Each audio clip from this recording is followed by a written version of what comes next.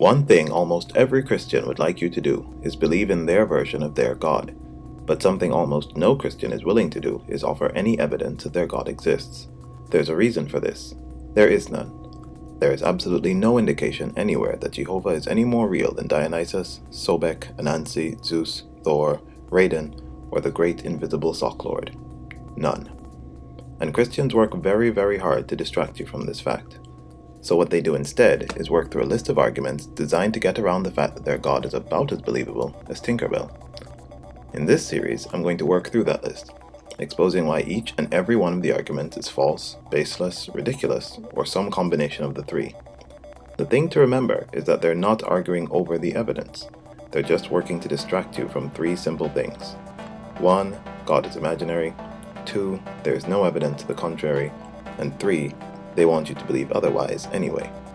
So let's begin. The first thing a Christian is likely to do is belittle the value of evidence.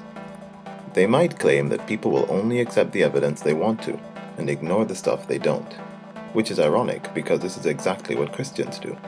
But to make that claim is to ignore the fact that the whole purpose of evidence is to demonstrate that something is true.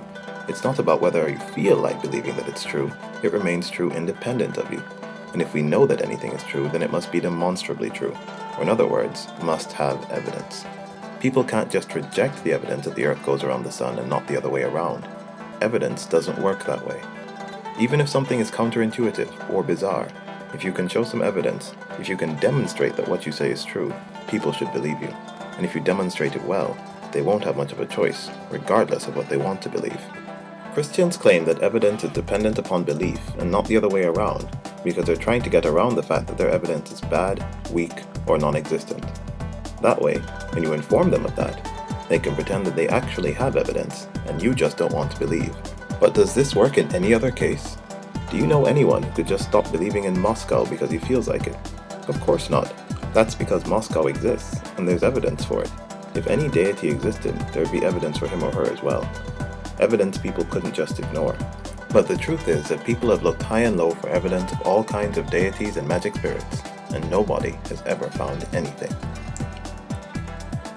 Another way that Christians will belittle evidence is to make the false claim that you're denying the existence of anything you can't see or touch yourself.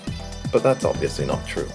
The dictionary definition of evidence is any available facts or information indicating whether a proposition is true or valid. And this is why most reasonable people believe in the existence of protons and electrons, even though they've never seen one or touched one or smelled one. But protons and electrons have effects on things in the real world, like toasters, televisions, YouTube, and people who rub their feet on carpets. And these effects can be measured, predicted, repeated, and demonstrated without an a priori faith in the existence of the particles in question, or any desire to believe that they're real. And lastly, Christians sometimes try to use the evidence argument against you. They say that you can't prove that God doesn't exist, so you should believe that he does. But evidence doesn't work that way, and never has in any other area of life. This only demonstrates that they clearly don't understand what evidence is or how it works. Yes, it's true that you can't prove that Jehovah doesn't exist, but you also can't prove that fairies, goblins, hobbits, or the great sock lord doesn't exist. In fact, it's simply impossible to prove that anything doesn't exist. What evidence could you offer that would categorically demonstrate the non-existence of fairies or the Loch Ness Monster? Evidence for non-existence doesn't make sense. Only evidence of existence does. Furthermore, imagine if we were to live that way, believing in everything we couldn't flatly disprove. We'd believe in an awful lot of nonsense, including unicorns, dragons, and Jehovah, all of which are mentioned in the Bible. Christians themselves never accept such a ridiculous standard of evidence. If you were to accuse any of them of anything, you would have to have the evidence to back up your claim. Go ahead and accuse one of them of being a closet homosexual or a fraud.